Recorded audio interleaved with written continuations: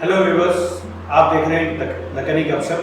तो जैसा कि लास्ट वीडियो में हमने हमारे गेस्ट मिस्टर आरिफ से आपको मिलवाया था और गपशप की थी, तो इस वीडियो को हम कंटिन्यू करेंगे इस वीडियो में। तो देर न करते हुए कंटिन्यू करते हैं। वेलकम आरिफ नए एपिसोड में। तो व्यूवर्स, अब इस वीडियो में हम आपको बताएंगे कि वो किस स्कूल पे काम कर रहे हैं, कहाँ काम कर रहे हैं और उसकी डिटेल्स, ताकि आपको इसको एक्सप्लोर करने में आसानी हो सके। बेसिकली हम लोग जो है आज ऑटोमेशन के बारे में बात कर रहे हैं। We are going to discuss what is automation and its implication in computer science engineering and basically in technology. ये आज हम बात करने वाले हैं इस बात में। तो बिना देर किए हुए शुरू करें। बिल्कुल बिल्कुल, तो शुरू करें। बिल्कुल।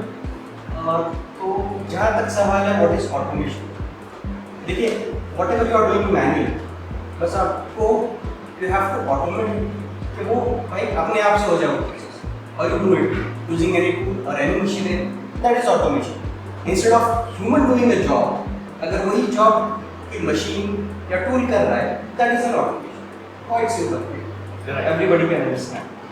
But when automation started, the journey of automation is very huge. Okay, पहले बहुत ही बेसिक था, जैसे just type something into Excel. Day to day एक clerk है who has a clerical job, write a lot of lines in the Excel. ऐसे jobs automate हो जाते हैं.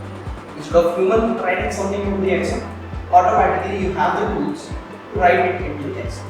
But then that has transformed from such mundane process to a very critical processes these days. जैसे पहले automation किसको बोलते थे, एक कार चलती थी, instead of just changing the gears, right? You have manual gears, you have automatic gears.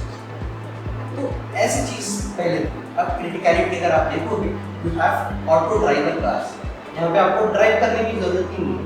You have the cars, you just give the destination where you want to reach, the car will take you there, right? So these comes in the critical automation. So it's not only about ITs और software, ये mechanical में भी automation हो सकता है, electrical में भी हो सकता है, इलेक्ट्रॉनिक्स में भी हो सकता है, कहीं पे भी हो सकता है। सो automation these days is everywhere.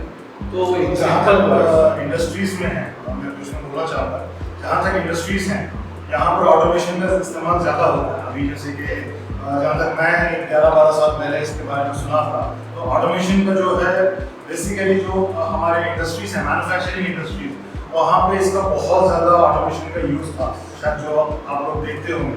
तो जहाँ आप लोग कभी इसके नज़र में, आप लोगों की नज़र में ऐसा आया है कि ऐसे इंडस्ट्रीज, और अभी आपने कार का एग्जाम्पल दिया, इन इंडस्ट्रीज ऑटोमेशन का एप्लीकेशन क्या है? तो देखिए, अगर हम मैन्युफैक्चरिंग इंडस्ट्रीज में बताएं तो automation has played a very crucial role start from the beginning, right? Instead of you having hundreds of people deployed there, अभी भी वहाँ पे definitely employees की जरूरत पड़ती है to monitor it, such kind of stuff.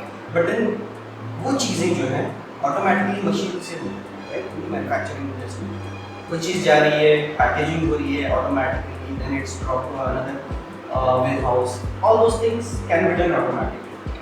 तो डेफिनेटली ग्रोथ हुआ है from manufacturing industries, and not only manufacturing industries but all over everywhere in all the industries. तो इन सिंपल वर्ड्स कह सकते हैं, जहाँ पे ह्यूमन एफर्ट्स को रिड्यूस करके उस सिस्टम को ऑटोमेट किया है, वो ऑटोमेशन। डेफिनेटली। तो वो चाहे किसी भी आईटी फील्ड में हो, मैन्युफैक्चरिंग में हो, या किसी भी।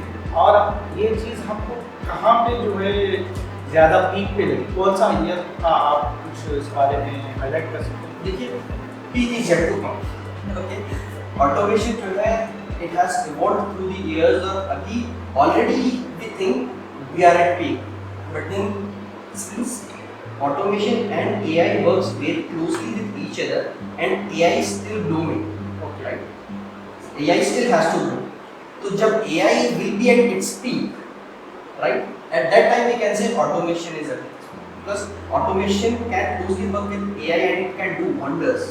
Yeah, exactly. तो हम हमारे व्यूवर्स जो भी है, जो भी जॉब सर्च कर रहे हैं इस फील्ड में, उनको हेल्प करने के लिए हम ये आपसे पूछना चाहते हैं कि जो जिस फील्ड में आप ऑटोमेशन कर रहे हैं, अगर किसी को उसमें जॉब चाहिए या उससे रिलेटेड कोर्सेज करना है, तो वो अपने आप को कैसे एक्सप्लोर करे और उस फील्ड में अपने आप को कैसे ग्रोथ करे, आप कुछ बता सकते हो इस बारे में? Okay, as a recruiter, if I speak about what I would see in any candidate, कि भाई उसकी बेसिक्स स्ट्रॉन्ग होनी चाहिए। ओके, क्योंकि डेफिनेटली एक्सपीरियंस काम करने से आता है। बिल्कुल। And when I am hiring a candidate, it's not necessary that he is an experienced candidate. You can also hire a fresher. तो उसमें how good he is statistically, analytically, वो सब चीज़ें ज़्यादा मायने रखती हैं। Okay, logically he has to be very strong. तो we basically see hire a fresher के how strong he is, because you can make them learn the things, you can teach them. तो you can take out the results with that, but product अच्छा होना चाहिए, resource अच्छा होना चाहिए, candidate अच्छा। But यही चीज़ें डिफर हो जाती हैं when you are hiring a experience candidate. तो जब एक्सपीरियंस कैंडिडेट आ रहे हैं तो डेफिनेटली उस जगह पे इट डज मैटर कि किस स्कूल पे उन्होंने काम किया है, कैसा काम किया है, how much they have achieved in their career.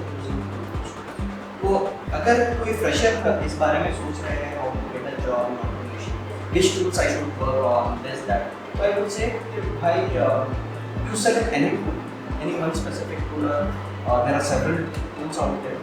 कोई भी tool select करो, उसमें start learning how it works, try to deploy few of the automations just to see how it actually works. Okay?